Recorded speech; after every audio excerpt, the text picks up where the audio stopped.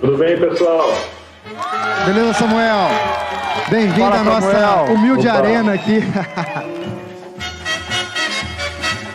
Muito obrigado pelo convite. Nós é que agradecemos. Fala, Samuel. Cara, muito bem-vindo aqui à convenção Viva Live Open. Estamos muito felizes de te receber aqui, cara, no nosso, como diz, a nossa humilde arena, né? Já que você já era uma das maiores arenas do país. Bom, cara, acho que a gente bateu um papo um pouquinho antes, né, da gente entrar aqui. Eu vi uma palestra sua, cara, no Fire da Hotmart ano passado e já admirava o Mineirão pra caramba, vi, eu falei que, pô, cara, é incrível, tem que estar com a gente. Então, primeiro, boas-vindas para você aqui. Tem uma galera vendo aqui que ama futebol, ama evento. Você vai ser o cara. Queria que você desse boas-vindas pra galera aí, se apresentasse um pouquinho pra gente começar a bater um papo. Não, sem dúvida. Bom, eu agradeço. Pô, que bom que você estava lá na plateia do Fire, né? O pessoal da Hotmart manda muito bem. E eu estava ali com duas feras, né? Estava com o pessoal que faz a Game XP e o pessoal da Na Praia. Então, foi um debate super rico de gente que tem muita experiência para trocar. Bom, eu agradeço o convite. Além de ser diretor do Mineirão, eu também sou diretor da Urbia Parques, que é a nova concessionária que vai cuidar de 6 parques em São Paulo, inclusive o Parque Ibirapuera, e com certeza ele também será um grande palco para grandes eventos e de vários formatos, como a gente tem hoje no Mineirão também. E parabéns aí pelo trabalho de vocês, no meio de uma pandemia, fazer uma convenção como essa. E você tem uma grande arena, né? A sua arena cabe infinitas pessoas, né? Vamos saber quantos Mineirões cabem aqui de pessoas que podem assistir a esse evento de vocês depois. Então, parabéns pelo trabalho de todos vocês. Obrigado. Esse é o limite, né? Esperamos que chegue ao máximo de pessoas possível, porque esse é o nosso propósito realmente, né? Impactar as pessoas, ajudar o mercado, fortalecer, criar todo esse ecossistema de colaboração, que é o que a gente vê em tantos outros segmentos, né? Que a gente quer fomentar agora no segmento de eventos também. Samuel, é o seguinte, cara. Ao longo da nossa trajetória Viva, a gente passou por alguns rebrandings, né? A gente nasceu como Viva Eventos Personalizados, depois Viva Formaturas Personalizadas, depois Grupo Viva Eventos Personalizados. A gente começou a atacar outros segmentos, né? A gente fazia casamentos, fazia 15 anos, depois voltamos ao nosso foco, que era de formaturas, e a gente sabe bem que esse processo de rebranding é um processo muito complicado, assim, ele causa bastante dor, né? Até a gente conseguir comunicar bem aos nossos clientes, a todo o sistema, a todo o ecossistema, né, de stakeholders e tudo. E a gente deu uma lida aqui na sua história, né, que o Mineirão ele passou por esse processo também, de Minas Arena para simplesmente Mineirão, resgatando o nome talvez original, né? E eu entendo que provavelmente deve ter sido uma dor também. Queria que você contasse um pouquinho a respeito desse processo. Claro, sem dúvida. Bom, o Mineirão é um estádio que tem mais de 50 anos, né? O nome dele oficial é Estádio Governador Magalhães Pinto, mas ninguém chama o Mineirão de Governador Magalhães Pinto. Sempre foi o Mineirão, que que as pessoas têm uma relação afetiva, que vai muito além do futebol, no caso do Mineirão. E naquele tempos, né, de reforma dos estádios para a Copa, a antiga administração que estava lá, eles decidiram, como tentando copiar modelos, né, a gente, do Brasil, a gente tenta copiar modelos de fora o tempo todo, ao invés de a gente olhar para dentro e entender quais são as nossas questões culturais.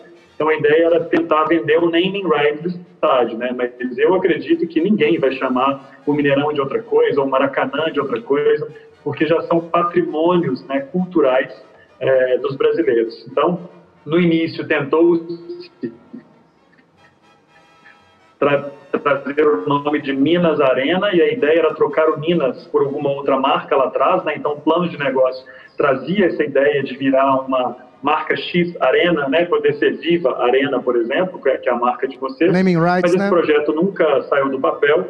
E aí quando, na verdade, exatamente. Então, vocês veem mesmo a dificuldade da própria Arena Corinthians, né, de vender o naming right, porque é um processo ainda no Brasil muito difícil, muito maduro nos Estados Unidos, mas muito difícil ainda aqui no Brasil.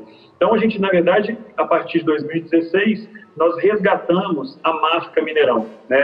O nome do estádio voltou a ser Mineirão oficialmente, mas a ideia não era só uma questão de logomarca. A gente precisava resgatar muitas tradições, como a comida, né, que é o prato típico do estádio, que é o feijão tropeiro, também tinha que estar de volta.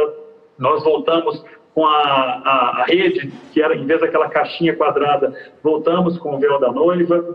Então, várias tradições foram resgatadas para a gente alicerçar esse processo de transformação de marca.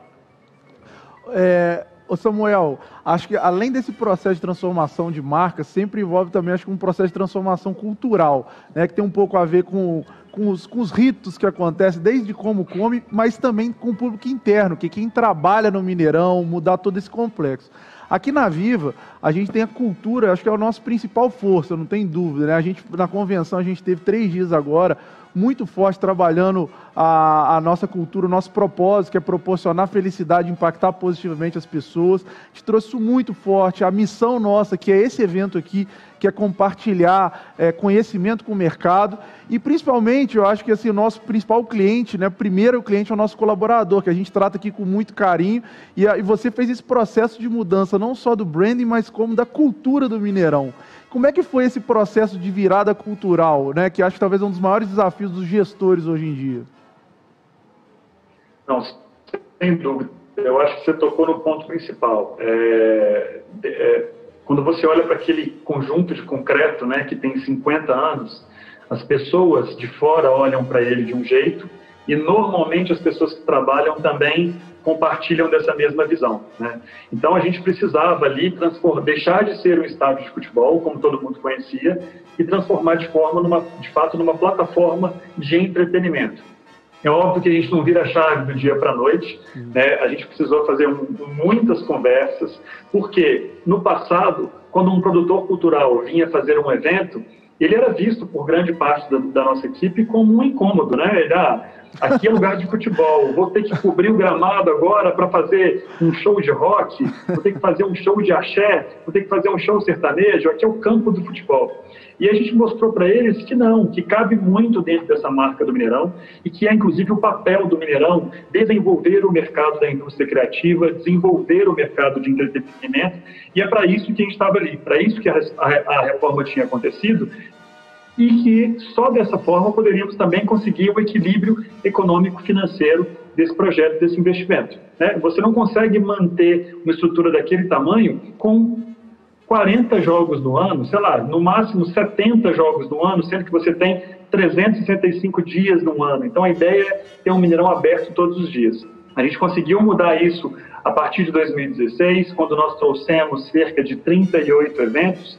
2017 fechamos com 94 eventos, a gente achava que era incrível, fora os jogos de futebol.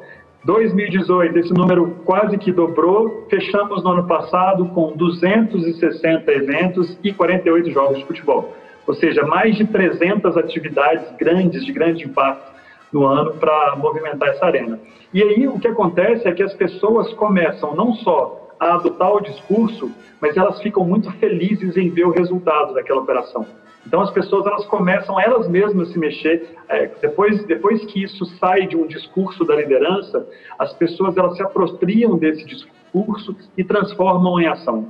Quem faz o Mineirão ser multiuso não sou eu que estou lá na diretoria, é aquela galera que está lá na ponta fazendo acontecer, né? Então hoje tem mais de 100 pessoas apaixonadas pelo que fazem e que gostam de colher esses resultados que o Mineirão tem hoje.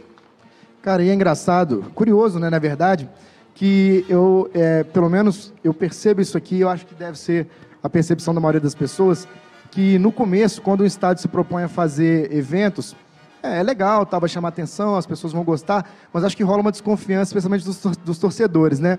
Vai destruir o gramado, especialmente os mais puritanos, os mais antigos, falam, mas esse estádio é para futebol e tal.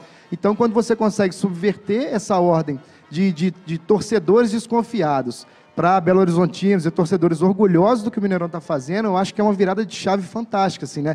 É o que você falou, foram, sei lá, 250 eventos, desses 50 foram jogos e 200 não foram, né? Antigamente, se a gente fazia 3, 4, 5 eventos no ano no estádio de futebol, já gerava uma desconfiança. Hoje você consegue fazer 200 e eles serem muito bem aceitos pela sociedade, né? Eles serem, na verdade, não só aceitos, mas um orgulho mesmo do Belo Horizontino, do mineiro como um todo, né? Nós somos mineiros de Juiz de Fora, então, assim, para futebol a gente é meio carioca.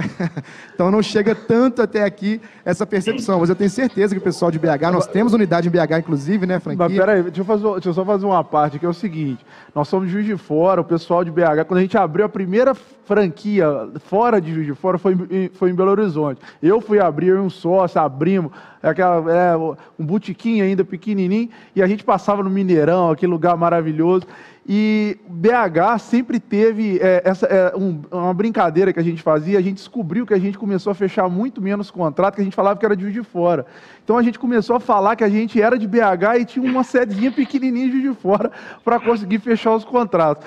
Mas hoje, olha que legal, quando a gente foi, né, foi a primeira fora, Belo Horizonte, para franchise, todas as indústrias, é considerado um piloto teste, porque o mineiro realmente é desconfiado, Belo Horizonte e Curitiba. É difícil. A gente foi descobrir isso depois de muito tempo estudando, e na hora que a gente chegou, hoje Belo Horizonte é a nossa maior unidade, maior franquia, a gente tem o maior orgulho de ter o Lúcio, que é o empreendedor nosso, e eu, Samuel, já vou colocar, já que esse tanto de evento que você fez, esse trabalho fantástico aí, para a gente conectar, porque nós temos hoje mais de 250 fundos de formatura, grandes fundos em BH, para a gente começar a fazer festa de formatura, pré-evento no Mineirão. O que você acha?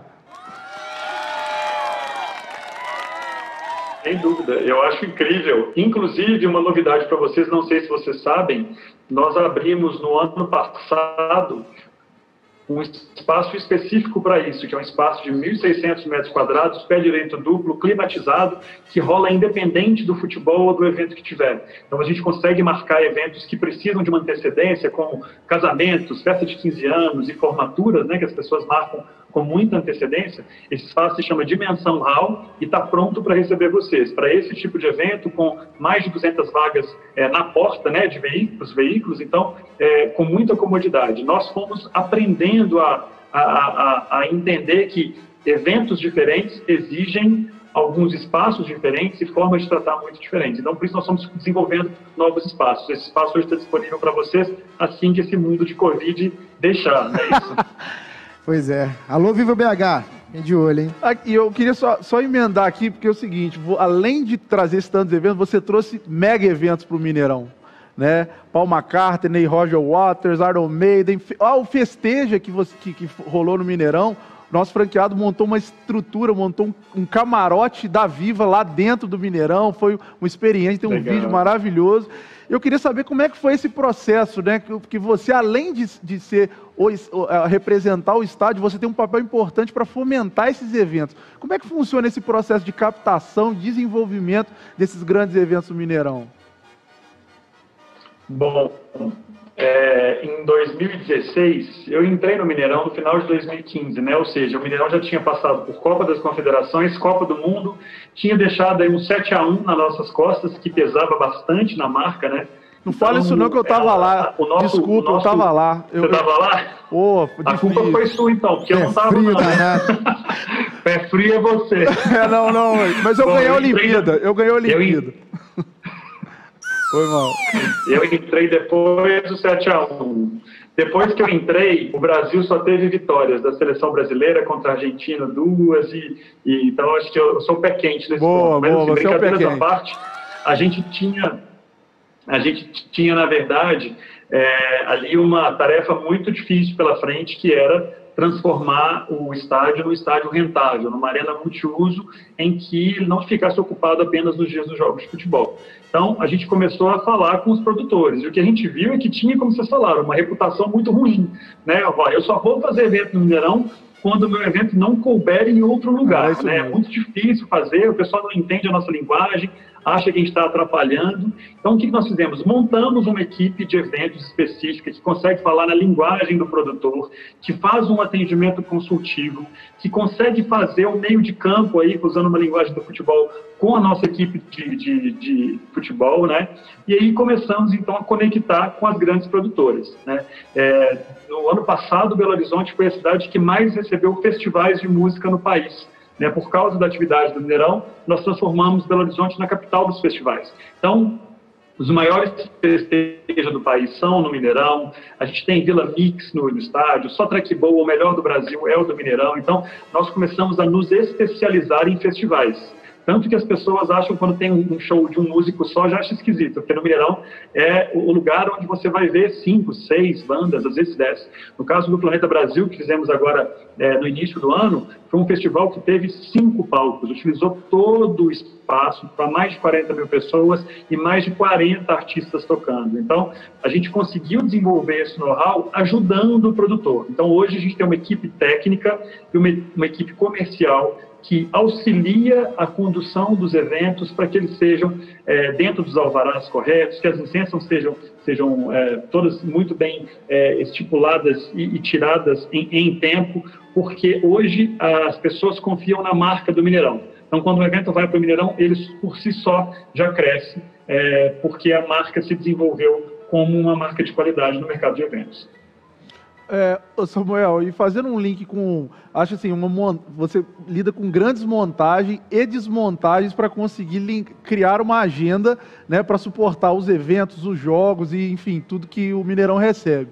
Aqui nós somos uma rede de franquias de eventos de formatura, nós fazemos 1.300 eventos ao ano, né? Ou seja, também uma loucura logística em mais de 200 cidades, ou seja, tem que ter uma capilaridade, franqueados prontos, com estrutura. E alguns eventos nossos, a gente tem um espaço de evento aqui que cabe 7.000 pessoas aqui em Juiz de Fora, em vários lugares, e cada local tem peculiaridades. Tem um lugar que a gente faz em Lavras, monta uma formatura da UFLA de 4.000 pessoas, com tenda, você monta tudo do zero e processo logístico complexo.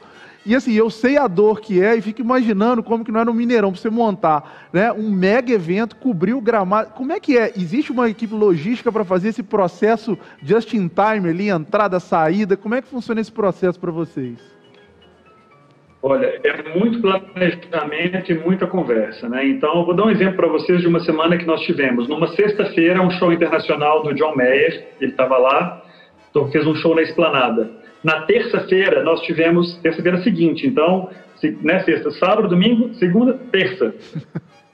Paul McCartney no gramado do Mineirão, para 50.000 pessoas, lotado, ingressos esgotados, e no domingo nós recebemos um clássico Cruzeiro e Atlético, que é o maior jogo que normalmente a gente recebe, né? Então, é claro que a gente não quer que isso seja desse jeito, mas a gente faz acontecer, né? A tabela do futebol muda muito, acabou caindo esse jogo, que não estava marcado, ele acabou caindo no domingo seguinte, então o trabalho que é feito é de reunir todas as equipes, tanto a dos clubes quanto as equipes operacionais dos eventos. Para você ter ideia, John Mayer e Paul McCartney eram produtoras completamente diferentes, então elas tiveram também que se organizar para entradas e saídas de caminhão, para montagem e desmontagem, e isso faz a gente faz isso com muita mediação. Então o nosso trabalho basicamente é, primeiro, compartilhar esse know-how, que nós já passamos por isso antes. Então chega uma produtora nova, a gente explica para eles como que tem que ser, a gente oferece toda a estrutura do estádio, todo o know-how que o estádio já tem,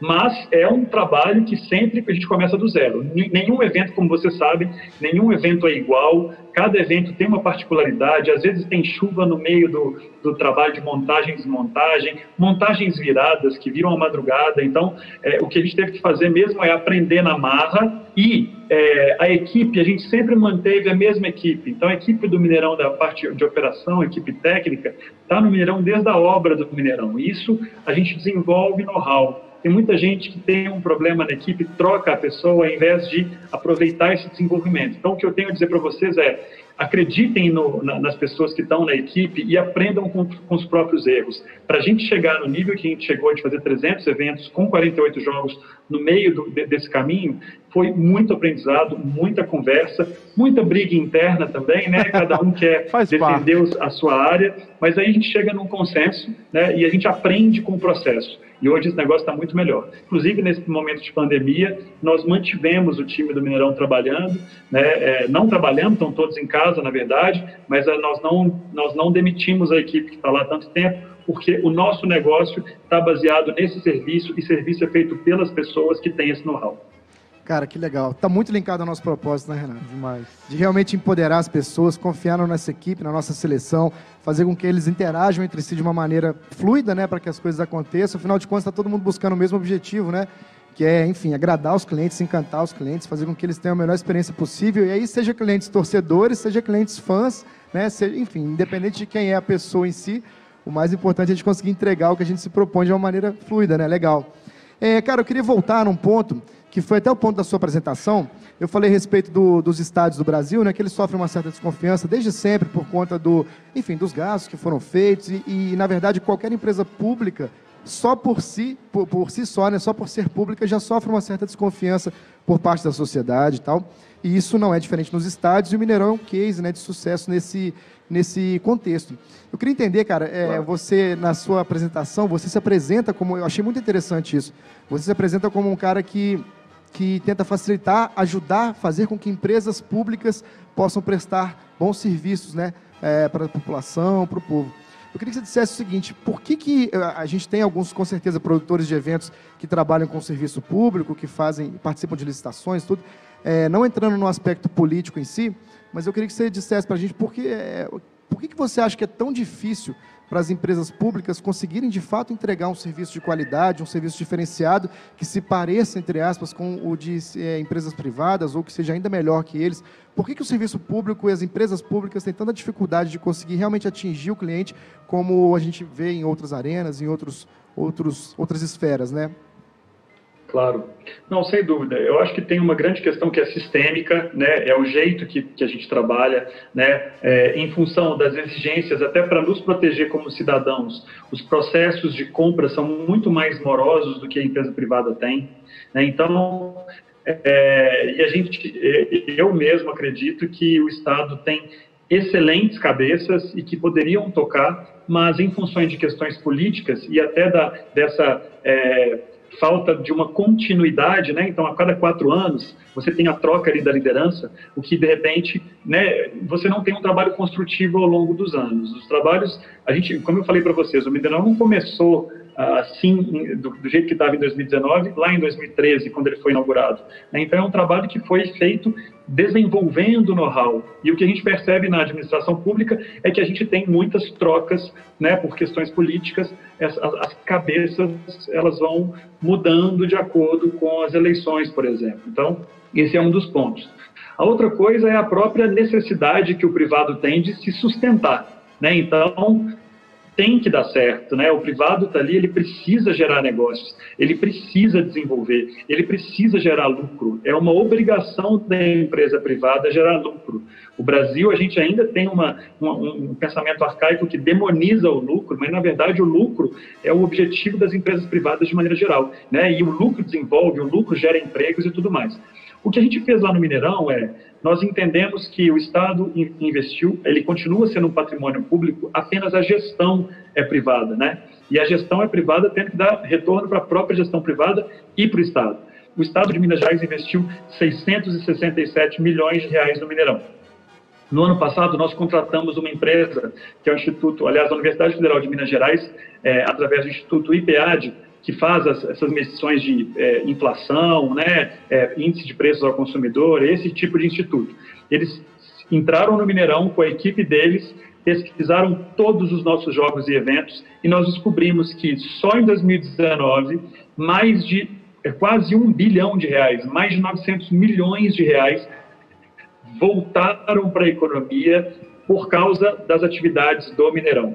E pouco se fala em relação a isso, né, sobre esse retorno do investimento. Então, nós, produtores de eventos, nós todos precisamos entender que nós somos geradores de renda, somos geradores de desenvolvimento, somos geradores de diversão, mas que isso é negócio, isso desenvolve o Brasil, isso gera PIB, né? E isso raramente está na linguagem dos produtores de eventos. Mas é uma indústria extremamente importante para o Brasil e que, inclusive, nessa retomada, tem a capacidade de voltar à economia com muita facilidade, né? Já que a gente monta e desmonta eventos nessa facilidade aí que vocês colocaram. Exatamente. Você falou sobre isso na sua palestra inicial, exato. Né? Eu ia comentar, Samuel, acho que a gente acaba, querendo ou não, estando muito conectado de alguma forma. Eu fiz a primeira introdução, a primeira palestra do dia, eu falei, né, mais de 220 bilhões na economia, crescimento, a indústria de evento estava crescendo 14% ao ano, né? E 83% das pessoas consideram o evento essencial, principalmente os brasileiros. Ou seja, o que nós estamos tentando fazer com esse evento, e mais uma vez te agradecendo aqui pela presença, é a gente compartilhar e começar a tomar consciência, trazer gestão de alta performance para o mercado de evento, que é um mercado tão forte, tão rico, com um potencial gigantesco, mas mal aproveitado ainda, né, e pouco profissionalizado. E aí o que nós estamos tentando fazer aqui, e a gente vê a Mari do Rock in Rio aqui, que também deu uma aula, você aqui agora passando altíssimo nível para todo mundo que está assistindo a gente, esse vídeo vai ficar depois, é o que nós estamos tentando fazer dentro da nossa missão, é conectar pessoas que consigam subir, a gente chama de subir o sarrafo, do mercado como um todo, para a gente conseguir ter protagonismo e reivindicar positivamente essas mudanças. Eu trouxe um dado, Samuel, aqui, que a economia a partir de 2021 né, vai crescer o triplo do que foi nos últimos anos, provavelmente. E o evento, se a gente continuar um pouquinho dentro do que a gente estava crescendo, nós vamos ser o motor de novo dessa economia. E se a gente não se unir, tomar consciência disso, né, e ter protagonismo nessa volta, acho que a gente volta desorganizado. Então, mais uma vez, agradecendo você por isso, a gente fazer força nesse movimento de retomada. E, assim, o seu trabalho à frente de uma instituição público-privada, que eu acho que a dificuldade é muito maior, eu fico realmente parabenizar, cara, porque é um trabalho hercúleo, né? Movimentar, liderar uma mudança dentro de uma instituição privada. E eu queria fazer uma perguntinha aqui, porque eu falei dos grandes eventos, você explicou, top. Agora eu queria saber o seguinte, teve a live do Skank no Mineirão, né? Teve. E assim, eu assisti, cara, eu falei, nossa, eu amo Skank, quando eu morei em BH, sou apaixonado com BH, ia nos jogos e tal. Já esteve em evento nosso, inclusive, né? Hã? O Skank já esteve em eventos nossos, inclusive. O Skank já tocou em vários eventos nossos, formaturas, medicina e tal. E aí a gente, eu falei, eu queria saber quais iniciativas aconteceram durante a pandemia. E um ponto antes, Matheus, eu queria que você perguntasse para a galera se a galera tem alguma pergunta para mandar para o Samuel aqui. Samuel, mas eu queria que você falasse para a gente como é que tem sido na pandemia. Que evento? Foi só o Skank? Teve mais? Quais iniciativas estão rolando aí no Mineirão?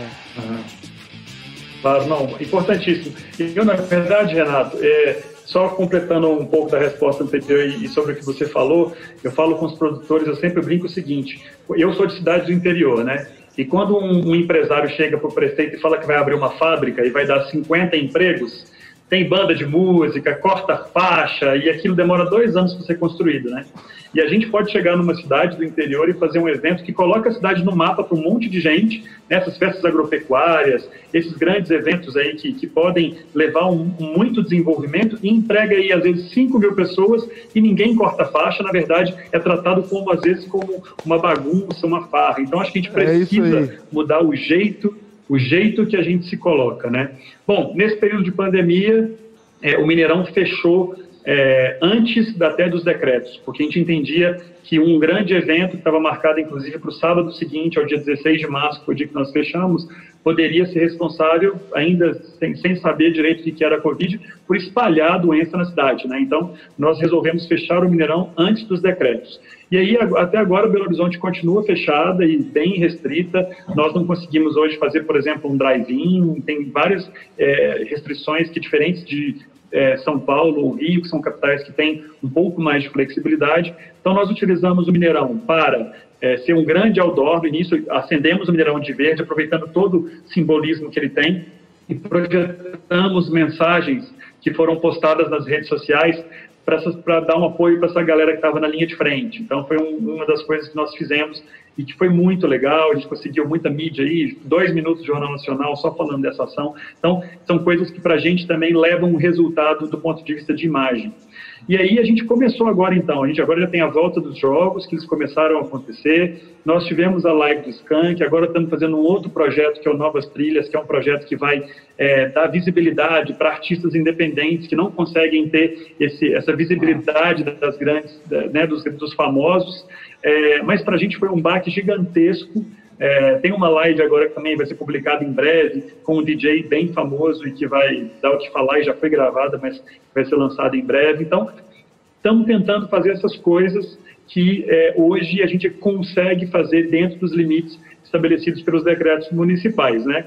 Mas eu queria, de repente, chamar aqui um vídeo para vocês, que vocês têm aí, que falava um pouco do nosso 2019 e como é que seria o nosso 2020, para o pessoal entender o tamanho do baque que é para o Mineirão ficar fechado esse período todo. É possível, Renato? Massa, é possível. Temos o vídeo aí no ponto?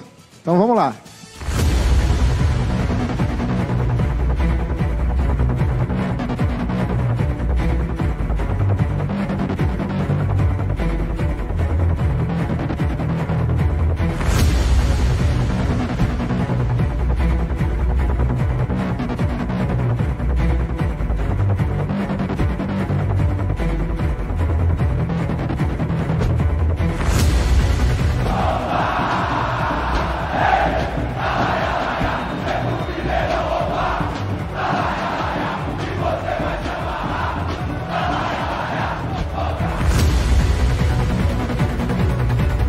Em 2019 foi o ano mais movimentado da nossa história.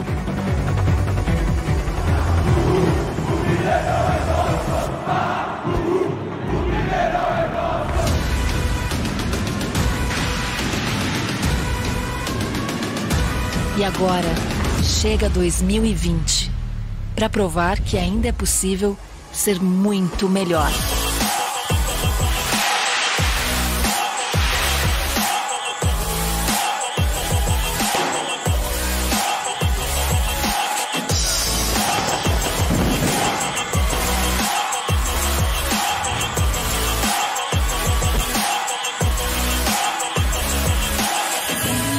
Criar, construir, impactar, multiplicar e emocionar todos os dias do ano.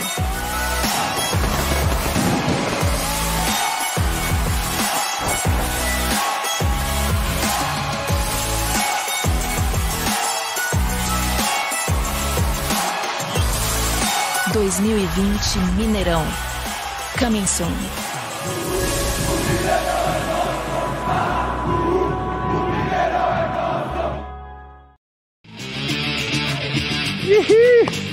Olha a nossa homenagem ao Skank aí na volta. Samuel, quer falar sobre o vídeo? É isso aí. Muito massa. Bom, não, eu só queria, na verdade, comentar isso aí, né? A gente estava o Mineirão estava voando, a gente estava fazendo eventos simultâneos, a gente estava com uma agenda extremamente movimentada. Eu lembro que no final do ano passado, a gente tinha, para esse ano de 2020, 20 festivais de música já agendados, né? Alguns, inclusive, com ingressos esgotados. A gente tinha, por exemplo, o show do Metallica Internacional de Gramado com ingressos esgotados, o Vila Mix já tinha bilheteria aberta também, estava perto de esgotar enquanto tudo isso aconteceu. Né? Então, a gente participou dos movimentos que todo mundo participou aí, das pessoas, né, não cancelarem os seus eventos, nós adiamos esses eventos, nós temos falado constantemente com esses produtores para que a gente consiga entregar de volta essa atmosfera assim que o mundo permitir, né, que as condições sanitárias permitirem, e aí a gente foi, na verdade, então, de alguma forma a gente tinha que cumprir o nosso papel. Então, a gente participa das discussões através da ABRAP, através do Grupo Movimento assim, Belo Horizonte, para a criação de protocolos, trabalhando junto com o poder público para que a gente consiga ter uma volta muito consciente e segura. Então, a gente continua atuando para que essa volta aconteça na hora certa e com segurança. Além disso, fazendo essas lives, aí, como você falou, do Skank, que também é uma live da Brahma, que é um patrocinador do estádio, né? Então, a gente acaba privilegiando esse patrocínio, que também está abalado em função da Covid, mas a ideia é a gente tentar sempre trazer inovação e, nesse período, a gente entendeu que o Mineirão vai muito além desse concreto. Eu acredito que todos os produtores que estão aí nos assistindo sabem disso. Né? A gente hoje tem alcance das redes sociais, então o Mineirão, ele tem uma voz nas redes, ele é uma pessoa, ele é um cinquentão, ele é um paizão das pessoas, e ele dá conselhos, ele conversa, ele responde, ele fala com as outras empresas, e a gente conseguiu aí levar um pouco dos nossos conceitos de marca, de entretenimento, mesmo com o Mineirão fechado e sem poder fazer esses eventos. Mineirão é um tiozão, gente boa então, né? Cara, é o tiozão da galera. É o tiozão, né? Cara, perfeito o que você disse. A gente passou exatamente, nós e todos os produtores de eventos, né?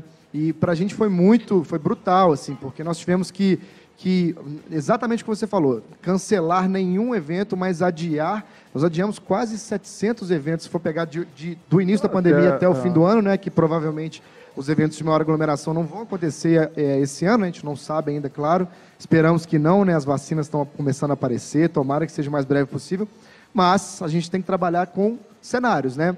E aí, o que eu percebi, o que eu percebo de você, e que a gente também aplica muito na Viva, é de tentar fazer rápido. Rápido não no sentido de fazer correndo, mas no sentido de ter agilidade no nosso dia a dia. Então, a agilidade ela serve tanto para os momentos de fartura, né, digamos assim, quanto para os momentos de escassez, momentos de pandemia, por exemplo. E eu percebo que você, cara, e o Mineirão, e a gente aplica muito isso na Viva também, a gente sempre tenta ser o mais ágil possível nas decisões, errando rápido, corrigindo a rota rápido e fazendo acontecer. No pré-pandemia, você disse que já no primeiro ano os eventos aumentaram muito, depois isso foi numa crescente, a pandemia chegou, você já veio com a ideia das lives, então as coisas foram acontecendo muito rápido, a gente aplica isso muito no dia a dia, mas eu queria entender, assim, de que forma você aplica essa agilidade no dia a dia e como que você consegue conectar as pessoas para que elas também entrem nesse propósito, porque é um grande desafio, né? Não, sem dúvida. O que eu acho é que a gente tinha uma equipe que estava acostumada a um batidão, né, que eu falo, assim, era um ritmo frenético, tinha às vezes 5 eventos num dia, 3 eventos simultâneos num dia, e quando a gente fala 5 eventos num dia no Mineirão, nós estamos falando que 5 eventos que podem reunir aí 50 mil pessoas, né, em eventos diferentes, não são 5 eventos para 1.000 pessoas.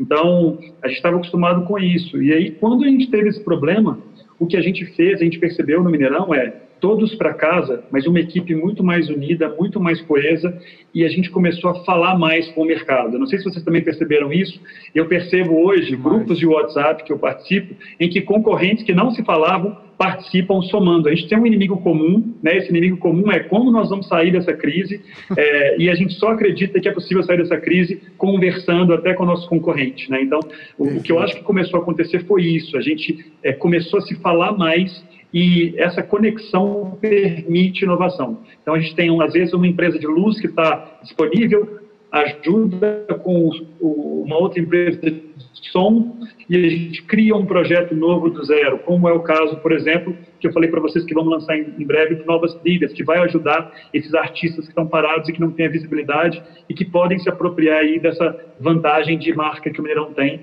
para falar com multidões. Então, o critério da gente se ajudar, tomara que a gente consiga entender que essa colaboração, depois da Covid, ela pode continuar e que isso é muito boa para todo mundo. Eu acho que o aprendizado desse momento é que, se a gente se ajudar, como está se ajudando agora, no momento que o mundo talvez volte ao normal, a gente pode ser muito maior e a gente pode falar com muito mais propriedade como indústria do entretenimento e como desenvolvimento de toda uma cadeia que gera emprego e renda para as pessoas. Perfeito. Não, perfeito, porque hoje a gente está falando sobre colaboração e acho que impressionante como os assuntos se conectam. Os assuntos estão todos coligados e isso é muito bom, porque a gente está na mesma vibe, e eu acho que é uma vibe positiva da gente unir o mercado, né? A competição, e na verdade isso vem do Vale do Silício, né? Ele já fala há muito tempo, não tem mais competição. Nesse tempo de dados, de quantidade de informação, ganha quem é mais ágil, né? Metodologias ágeis. E na verdade não é só metodologia ágil, é mindset ágil, de tomada de decisão, de liderança, de expor vulnerabilidade, de conseguir realmente se conectar com o colaborador, com o cliente. Então, empoderar a equipe, né? Empoderar a equipe, buscar sempre o sucesso do cliente, o sucesso de toda a sociedade, atuar em colaboração, enfim, é uma série de insights que são muito reais, assim, então são muito presentes no nosso dia a dia, né? Que a gente quer que sejam para o mercado também, né? Não que o mercado não seja, mas ele ainda não é como um todo. Então, mas acho que o mercado a gente puder ajudar nisso, né? Desculpa, o mercado de eventos, na verdade, acho que o Samuel trouxe muito bem essa competição que existe, porque às vezes você tem uma data, mas a gente começar a entender fortemente, né, a importância de colaborar, e que se a gente colaborar e subir a barra de todo mundo, o mercado vai ser melhor para todo mundo. Eu acho que realmente o Samuel trouxe ali. Nós estamos num turning point forte de mercado. Aproveitar, né, que a natureza mandou todo mundo ficar em casa para pensar. E produtor de evento, né, não tem tempo para pensar. Está todo mundo parado agora para a gente se conectar e criar uma mudança próspera, né, pós-pandemia. E que seja perene, né? Isso. Comece agora e que vá... Você falou... Fica à vontade. Vocês falaram um ponto importante aí, Renato, e eu acho que é uma das vantagens para o Mineirão. Eu acho que, assim, por que Belo Horizonte conseguiu se transformar nessa capital de festivais? O Mineirão conseguiu organizar a agenda, tá? Eu vou dar um exemplo, assim, a gente tinha 2 eventos sertanejos grandes, que eram concorrentes, que aconteciam um com 15 dias de diferença do outro, ou seja, canibalismo total, né? E aí depois os 2 queriam ir para o Mineirão. O que a gente fez? A gente conseguiu organizar a agenda da cidade, colocando uma distância em que os 2 sertanejos ficaram eventos gigantescos, um não canibaliza o outro, e os 2 podem acontecer dentro do Mineirão. Então, o que eu acho que a gente tira de lição dessa crise tá bom, vamos voltar daqui a pouco, vamos ter os eventos, que a gente, todos nós acreditamos que teremos os eventos de novo.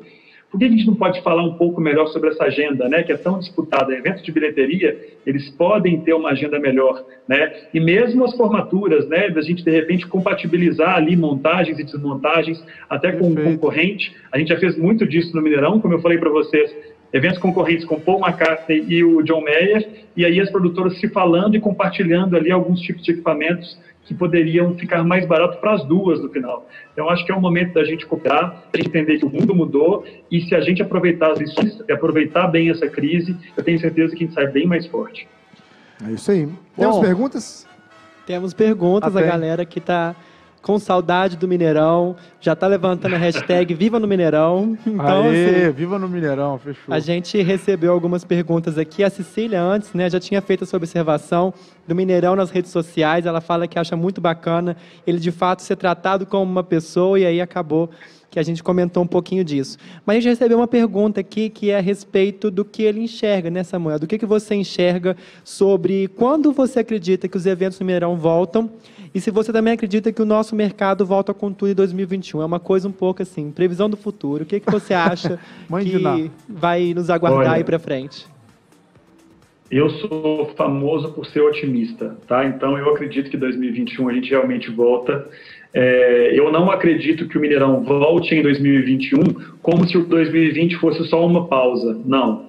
A gente não vai continuar o sucesso de 2019 e 2021. A gente deve voltar lá para o que a gente era em 2015, 2014, em termos de volume de eventos, porque a gente precisa desenvolver de novo o mercado, né? A gente sabe que o mercado de evento é carregado de comportamentos, né? As pessoas, elas agem com um comportamento coletivo, e a gente sai muito machucado desse momento de Covid, o medo de sair de casa, as pessoas aprenderam outras formas de lazer, está todo mundo doido para sair, mas talvez não saia na frequência que saía antes, né? De toda festa, no final de semana diferente, que é o que a gente tinha no Mineirão. Então, acredito que a gente vai ter que trabalhar bastante no desenvolvimento de novas experiências.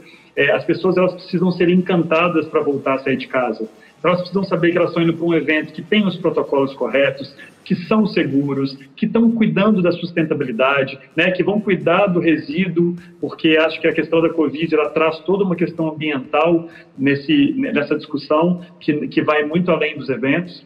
Então, nós vamos começar a optar por discursos mais contemporâneos, que a gente já via isso em outros segmentos e não tão forte no mercado de eventos. Então, a gente precisa aprender nesse momento como que a gente faz o nosso evento, né, do pós-Covid mais sustentável, mais seguro, mais saudável para as pessoas, e que a gente promova esse encontro de forma que as pessoas queiram sair de casa para ir para os nossos eventos. A comunicação aí vai ser muito importante para isso. Cara, perfeito, Samuel. Conta com a gente no que a gente puder ajudar. Nós contamos com todo o mercado, todo mundo está assistindo. O mercado inteiro também pode contar com a gente no que a gente puder ajudar e colaborar para que esse movimento aconteça, né, de uma forma sustentável, de uma forma saudável, principalmente para as pessoas. Um dos nossos grandes lemas aqui, né, um dos nossos valores é a segurança em primeiro lugar, então não adianta nada a gente fazer algo que seja espetacular se não tiver a segurança como premissa. Então, assim, no mais é desejar sucesso para nós, sucesso para você, mais sucesso. E muito obrigado, foi um prazer compartilhar esse conhecimento com você, aprender.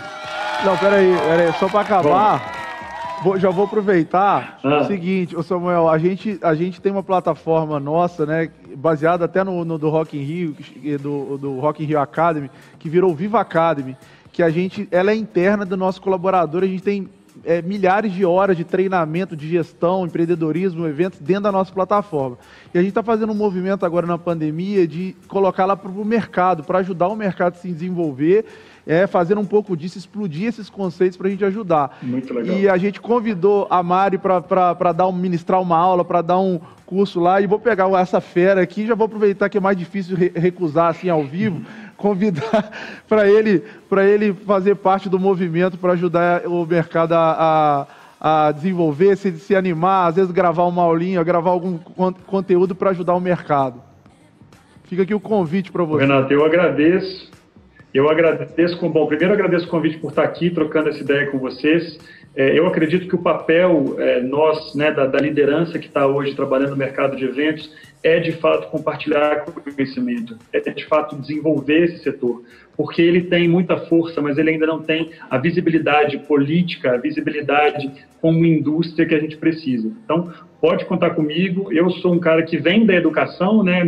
O meu histórico não é um histórico de eventos, pelo contrário, eu venho do mundo da educação, trabalhei no Senac São Paulo, trabalhei com educação internacional no Student Travel Bureau, então eu sou um fã da educação. Eu acho que é o papel da gente que está aqui com uma visão diferente de mercado, de realmente poder compartilhar isso com as pessoas, e todo o processo de educação, quem mais aprende é quem está aqui, ó, falando e ouvindo o que as pessoas têm para contribuir. Então, acho que essa troca é muito rica e pode contar comigo, com certeza. Maravilha! Temos um sim! Mais um sim! Samuel, brigadaço mais uma vez. Bom demais bater esse papo com você. Sucesso, tamo junto. Vamos junto. Grande prazer, meu amigo.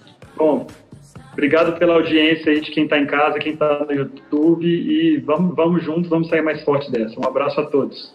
Um abraço. Valeu, Parabéns, garoto. Samuel Lloyd.